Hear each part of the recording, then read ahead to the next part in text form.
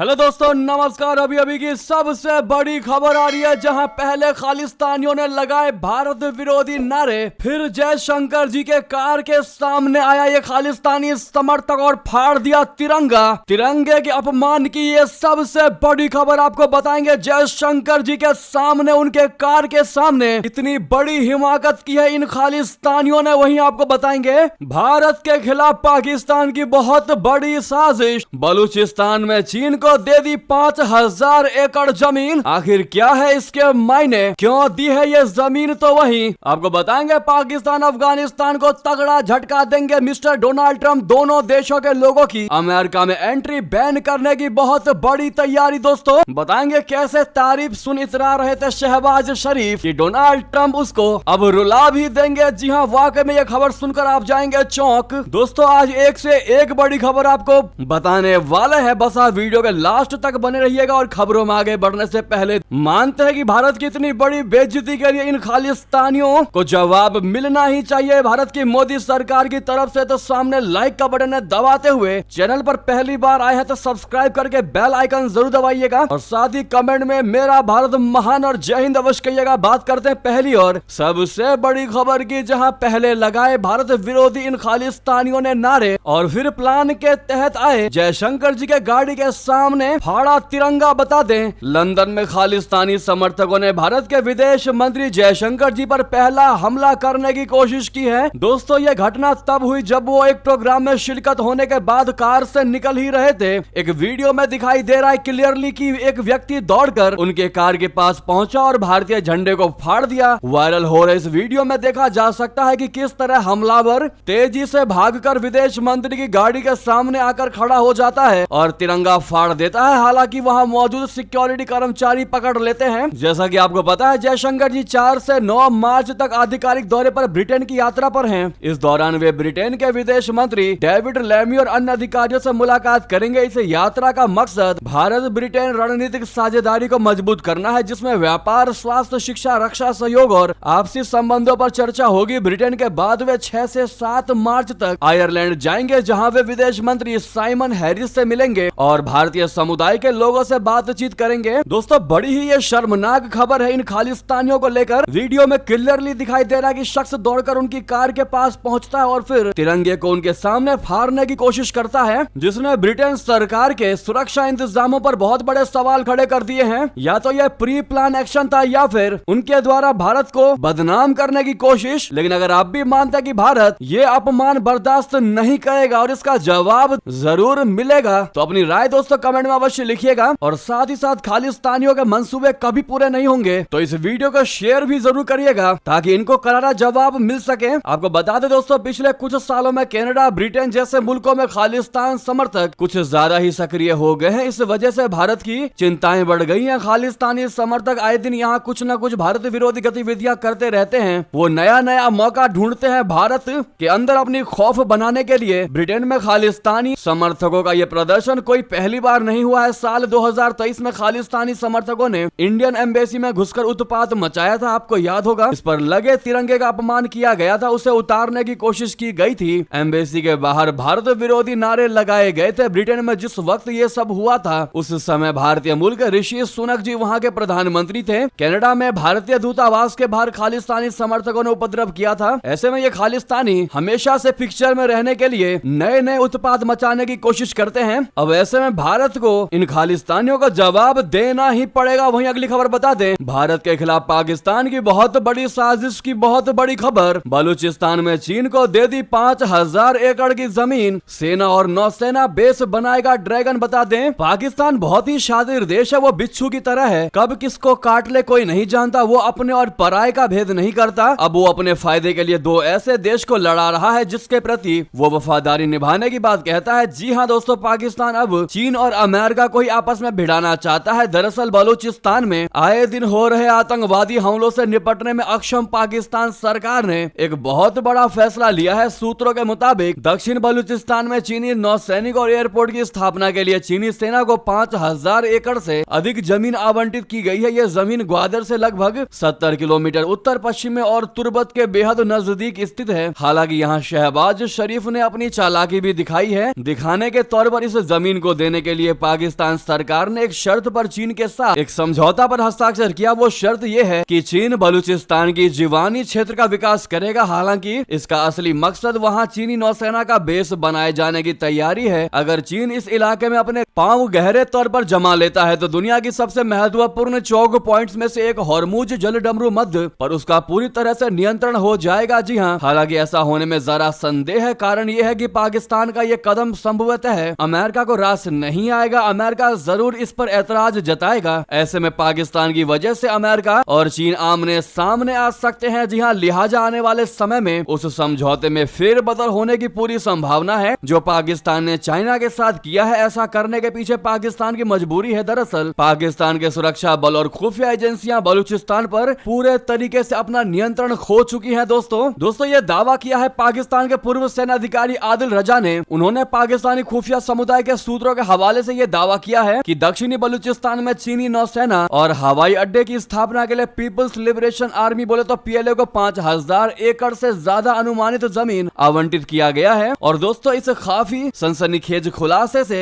भारत को सीधे बड़ा खतरा होता है, क्योंकि चीन पहले से ही ग्वादर में एक बंदरगाह बना चुका है जो भारत की सुरक्षा के लिहाज से खतरनाक है। लेकिन अगर वाकई पाकिस्तान ने चीन को जमीन दिया है तो इसका मतलब यह है कि नया नौसैनिक बंदरगाह भारत को ध्यान में रखकर ही बनाया जाएगा। जी हाँ, इसी बीच आपको बता दें, एक तरफ चाइना को साधने में लगा है पाकिस्तान तो दूसरी ओर डोनाल्ड ट्रंप शहबाज शरीफ की इन चालों को समझकर बहुत बड़ा झटका देने वाले हैं। पाकिस्तान और अफगानिस्तान को झटका देते हुए दोनों देशों के लोगों की अमेरिका में एंट्री बैन करने की तैयारी में है मिस्टर डोनाल्ड ट्रंप। दोस्तों बीते दिनों अमेरिकी राष्ट्रपति डोनाल्ड ट्रंप ने एक आतंकी को पकड़वाने में मदद करने के लिए पाकिस्तान की खूब ज्यादा तारीफ की थी। इस तारीफ के बाद फूले नहीं समा रहे शहबाज शरीफ को जल्द ही ट्रंप ने रुलाने की तैयारी कर ली। मामले से परिचित सूत्रों ने बताया है कि राष्ट्रपति डोनाल्ड ट्रंप ऐसे आदेश पर दस्तखत कर सकते हैं जिससे अफगानिस्तान और पाकिस्तान के लोगों पर अगले हफ्ते से ही अमेरिका में प्रवेश पर पाबंदी लग जाएगी। बता दें कि डोनाल्ड ट्रंप प्रशासन दुनिया के कई देशों पर ट्रैवल बैन लगाने की तैयारी में है। अमेरिकी सरकार ने इसके पीछे देश की सुरक्षा का हवाला दिया है। यानी कि ट्रंप भी मान चुके हैं कि पाकिस्तान से आतंकवादी ही आते हैं जो देश को किसी भी देश को खतरे में डाल सकते हैं। सूत्रों ने बताया है कि जनवरी को एक कार्यकारी आदेश जारी किया गया जिसमें पाकिस्तान और अफगानिस्तान के अलावा दूसरे देश भी शामिल हो सकते हैं। ट्रंप ने इससे पहले अपने पहले कार्यकाल में 7 मुस्लिम बहुल देशों के यात्रियों पर अमेरिका आने प्रतिबंधित लगाने की घोषणा कर दी थी। यही नहीं, 2018 में उनकी इस नीति को अमेरिकी सुप्रीम कोर्ट ने भी बरकरार रखा था। हालांकि पूर्व राष्ट्रपति बाइडेन ने 2021 में इन प्रतिबंधों को हटा दिया था और इसे राष्ट्रीय विवेक पर एक धब्बा बताया था। क्या आप भी दोस्तों डोनाल्ड ट्रंप के इस लेने वाले फैसले की सराहना करेंगे? क्या समर्थन देंगे? कमेंट में अवश्य लिखिएगा। तो वहीं सबसे बड़ी खबर आपको बता दें, क्या मोहम्मद यूनुस वाकई में जाएंगे पाकिस्तान? जी हाँ, पूर्व पाकिस्तानी राजनयिक ने बांग्लादेश से रिश्ते पर कर दिया बड़ा दावा। पूर्वोत्तर भारत में सुरक्षा पर भी दिया बयान। दोस्तों बांग्लादेश और पाकिस्तान के रिश्ते बीते 8 महीने में लगातार बेहतर हुए हैं। इन सब के साक्ष्य बहुत सारे हैं जो निकलकर सामने आए हैं। जो हमारे साथ लगातार जुड़े हैं, खबरों को देखते हैं हमारी, उन्हें मालूम होगा दोनों देशों का व्यापार से लेकर सुरक्षा तक में सहयोग बढ़ा है। ये बांग्लादेश में मोहम्मद यूनुस के नेतृत्व वाली सरकार बनने के बाद हुआ है जो पूर्व पीएम शेख हसीना के रुख के उलट है। शेख हसीना को भारत का करीबी माना जाता है जबकि मोहम्मद यूनुस पाकिस्तान के नजदीकी दिखते हैं। बांग्लादेश में पाकिस्तान के बढ़ते दखल पर भारत में पूर्वी सीमा पर सुरक्षा को लेकर चिंताएं पैदा हुई हैं। इस पर पाकिस्तान के पूर्व राजनयिक अब्दुल बासित ने प्रतिक्रिया दी है। बासित का कहना है कि पाकिस्तान के साथ बांग्लादेश के बेहतर होते संबंधों पर भारत की चिंता बिल्कुल बेबुनियाद है। उन्होंने यूनुस के पाकिस्तान का दौरा करने के भी संकेत दिए हैं। दोस्तों एक वीडियो शेयर करते हुए बासित ने कहा कि मोहम्मद यूनुस ने बार बार कहा है कि वो भारत से भी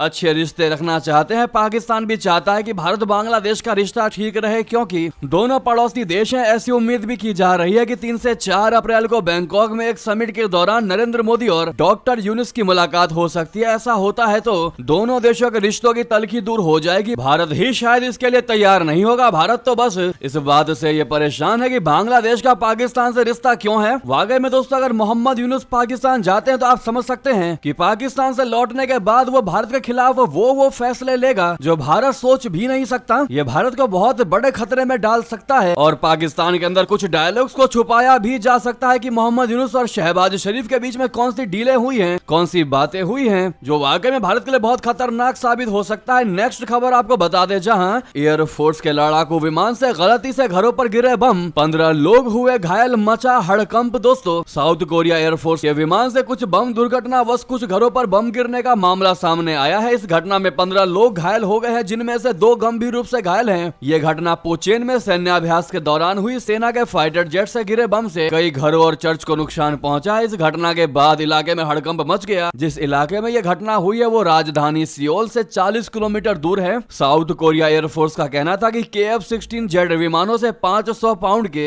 8 बम गिर गए। एयरफोर्स ने बयान जारी करके इस घटना पर खेद जताया है और घायलों को जल्द ठीक होने की कामना की है। जी हां, वहीं बता दें, कश्मीर का चुराया हिस्सा वापस कर पाकिस्तान। जी हां, जयशंकर जी ने जब यह बयान दिया तो अब बौखला गया पाकिस्तान, कहने लगा ऐसी बातें। बता दें, ब्रिटेन के दौरे पर पहुंचे भारतीय विदेश मंत्री जयशंकर जी के पाकिस्तान अधिकृत कश्मीर यानी POK को खाली करने को लेकर दिए बयान पर पाकिस्तान बौखला गया है। पाकिस्तान के विदेश मंत्रालय ने जयशंकर जी के POK को लेकर दिए गए बयान पर तीखी प्रतिक्रिया दी है। पाकिस्तानी विदेश मंत्रालय के प्रवक्ता ने बयान जारी करके दावा किया है कि भारतीय विदेश मंत्री का बयान जमीनी हकीकत को नहीं दिखाता है। पाकिस्तानी प्रवक्ता ने बिना मांगे ही नसीहत दी है कि भारत आवश्यक रूप से जम्मू कश्मीर को खाली करे। इससे पहले भारतीय विदेश मंत्री ने एक पाकिस्तानी पत्रकार के कश्मीर को लेकर पूछे सवाल का करारा जवाब दिया था। भारतीय विदेश मंत्री ने POK को खाली करने को लेकर आए बयान के बाद पाकिस्तान ने अब ये तीखी प्रतिक्रिया दी है। इससे पहले लंदन के चैथम हाउस थिंक टैंक के कार्यक्रम में जयशंकर जी से पाकिस्तान पत्रकार निसार ने सवाल किया था कि क्या प्रधानमंत्री नरेंद्र मोदी जी अमेरिकी राष्ट्रपति ट्रंप के साथ अपने संबंधों का इस्तेमाल कश्मीर समस्या को हल करने के लिए कर सकते हैं। इस पर जयशंकर जी ने कहा कि समस्या बचेगी ही नहीं अगर पाकिस्तान कश्मीर के एक हिस्से POK से अपना कब्जा छोड़ दे। जयशंकर जी ने कहा कि पाकिस्तान ने भारत से जो हिस्सा चुराया है अब उसकी वापसी का इंतजार है। उस हिस्से के भारत में शामिल होते ही जम्मू कश्मीर में पूरी तरह से शांति स्थापित हो जाएगी। उन्होंने घाटी में शांति का फॉर्मूला बताते हुए कहा कि जम्मू कश्मीर में शांति बहाल करने की पूरी प्रक्रिया 3 चरणों में अपनाई गई है। तो वहीं आपको बता दें, पाकिस्तान चीन की बढ़ेगी अब टेंशन। 114 नए लड़ाकू विमान खरीदने की तैयारी में भारतीय वायुसेना। जी हां, भारतीय सेना दुनिया की सबसे ताकतवर और संगठित सेनाओं में से एक है। थल, जल और वायु तीनों मोर्चों पर भारतीय सेना ने अपनी क्षमताओं को साबित किया है। आतंकवाद से लेकर सीमाओं की सुरक्षा तक भारतीय सेना हर चुनौती का सामना करने के लिए तैयार रहती है। अब भारतीय वायुसेना अपनी ताकत से पाकिस्तान और चीन की टेंशन बढ़ाने वाली है। दरअसल वायुसेना अपनी ताकत बढ़ाने के लिए 114 नए मध्यम श्रेणी के लड़ाकू विमान खरीदने की तैयारी कर रही है। रक्षा मंत्रालय की एक कमेटी ने इस जरूरत को सही ठहराया है क्योंकि पुराने सोवियत युग के लड़ाकू विमान अब रिटायर हो रहे हैं और नए विमानों की कमी की वजह से वायुसेना के स्क्वाड्रॉन की तादाद घट रही है। 1965 के बाद ये पहली बार है जब वायुसेना के स्क्वाड्रॉन इतने कम हो गए हैं। इस कमी को पूरा करने के लिए नए विमान आवश्यक हो चुके हैं। तो वहीं आपको बता दें, एक बहुत बड़ी खबर, ISI के संपर्क में था बब्बर खालसा का आतंकी। महाकुंभ में आतंकी घटना करना चाहता था। ये यूपी के DGP ने दिया सबसे बड़ा बयान, सबसे बड़ा खुलासा किया। बता दें, उत्तर प्रदेश पुलिस की STF और पंजाब पुलिस ने संयुक्त अभियान चलाकर कौशाम्बी जिले से बब्बर खालसा इंटरनेशनल यानी BKI के एक कथित एक्टिव आतंकवादी को गिरफ्तार किया है। आतंकवादी की पहचान पंजाब के अमृतसर के रामदास क्षेत्र के कुरलियान गांव के रहने वाले संदिग्ध आतंकी लजर मसीह के रूप में हुई है। अब आतंकी की गिरफ्तारी को लेकर उत्तर प्रदेश के DGP प्रशांत कुमार ने प्रेस कॉन्फ्रेंस की। उन्होंने बताया है कि आतंकी लजर हाल ही में संपन्न हुए प्रयागराज महाकुंभ में आतंकी घटना करने की फिराक में था। उत्तर प्रदेश के DGP प्रशांत कुमार ने गिरफ्तार किए गए बब्बर खालसा इंटरनेशनल के आतंकी लजर को कई चौंकाने वाले खुलासे किए हैं। उन्होंने बताया कि आतंकी लजर लगातार पाकिस्तान में बैठे ISI के संपर्क में था। पाकिस्तान में बैठे कुछ हैंडलर्स उसे लगातार ड्रोन से गोला बारूद और असले भी भेज रहा था। जी हां, लजर यूपी के प्रयागराज जिले में संपन्न हुए महाकुंभ में कोई बड़ी आतंकी घटना करना चाहता था। इसके बाद आतंकी पुर्तगाल भागने की फिराक में था। हालांकि पुलिस की मुस्तैदी की वजह से आतंक लजर कुछ नहीं कर पाया। महाकुंभ के दौरान लजर यूपी के कौशाम्बी, लखनऊ और कानपुर में रहा था। जी हां दोस्तों, वाकई में यूपी की गवर्नमेंट ने इन आतंकवादियों के मंसूबों को फेल करके सुरक्षा व्यवस्था में 4 चांद लगाए हैं। इसका पूरी दुनिया में डंका बजा दिया है। वाकई में लॉन्ग लिव योगी जी कहना बिल्कुल मत भूलिएगा आप लोग। अगली खबर आपको बता दें, जहां आखिर बीजेपी को ममता बनर्जी के जातिगत गणना करने से दिक्कत क्यों है, बता दें। जातीय राजनीति बीजेपी के लिए बहुत बड़ी चुनौती होती है और काउंटर करने के लिए उसे अलग अलग तरीके अपनाने पड़ते हैं। दिल्ली के बाद बेशक विधानसभा चुनाव बिहार में होने वाले हैं, लेकिन बीजेपी अभी से पश्चिम बंगाल की रणनीति पर काम करने लगी है। पश्चिम बंगाल में चुनाव अगले साल यानी 2026 में होने हैं, तब केरल और तमिलनाडु में भी चुनाव होंगे। लेकिन बीजेपी 2014 से ही बंगाल जीतने की कोशिश कर रही है और चूक जाती है। ममता बनर्जी ने भी दिल्ली और महाराष्ट्र की ही तरह पश्चिम बंगाल में भी वोटर लिस्ट में गड़बड़ी किए जाने का मुद्दा उठाया है और उसे काउंटर करने के लिए बंगाल बीजेपी नेता तृणमूल कांग्रेस सरकार पर जाति आधारित सर्वे के जरिए तुष्टीकरण की राजनीति जैसा आरोप लगा रहे हैं। अव्वल तो बीजेपी नेता अमित शाह कर चुके हैं कि बीजेपी को जातीय जनगणना से परहेज नहीं नहीं है, लेकिन उसके बारे में फैसला सही वक्त आने पर लिया जाएगा। और ये बात लोकसभा चुनाव से पहले की है। पश्चिम बंगाल में बीजेपी ने सरकार के सर्वे को हिंदुत्व के लिए नुकसानदेह साबित करने के लिए अपना अलग एंगल खोज लिया है। ऐसे में सबसे बड़ा सवाल यह है कि बीजेपी को आपत्ति सर्वे से है या फिर ममता बनर्जी से है। दोस्तों, बिहार में हुई जातिगत जनगणना के बाद कई राज्यों में कास्ट सर्वे हो चुका है। ताजा तरीन मामला तेलंगाना का है, लेकिन बीजेपी की तरफ से वैसी सख्त प्रतिक्रिया कभी नहीं जताई गई जैसा उसका स्टैंड पश्चिम बंगाल में देखने को मिल रहा है। बिहार के कास्ट सर्वे को तो अब लोकसभा में विपक्ष के नेता राहुल गांधी भी फर्जी बता चुके हैं। पहले तो वो बिहार में जातिगत गणना कराने का क्रेडिट मुख्यमंत्री नीतीश कुमार से छीनकर खुद ले रहे थे और थोड़ा हिस्सा आरजेडी नेता तेजस्वी यादव के साथ भी शेयर कर रहे थे, लेकिन बाद में स्टैंड बदल गया। बिहार चुनाव के नजदीक आते आते कांग्रेस अब कास्ट सर्वे का श्रेय नीतीश कुमार ही नहीं बल्कि तेजस्वी यादव को भी लेने नहीं देना चाहती है, और ये सब बीजेपी के लिए मनोरंजन का साधन बन रहा है। इसी बीच दोस्तों, ये थे भी की सारी बड़ी खबरें। आपको खबर कैसी लगी कमेंट में बताना बिल्कुल भी मत भूलिएगा, और इसी वीडियो को लाइक करके चैनल को सब्सक्राइब करके बेल आइकन दबा के कमेंट में जय हिंद अवश्य कह दीजिएगा। मिलते हैं अगली बड़ी खबर में। यहाँ तक बने रहने के लिए आप सभी का बहुत बहुत धन्यवाद। जय हिंद, जय भारत।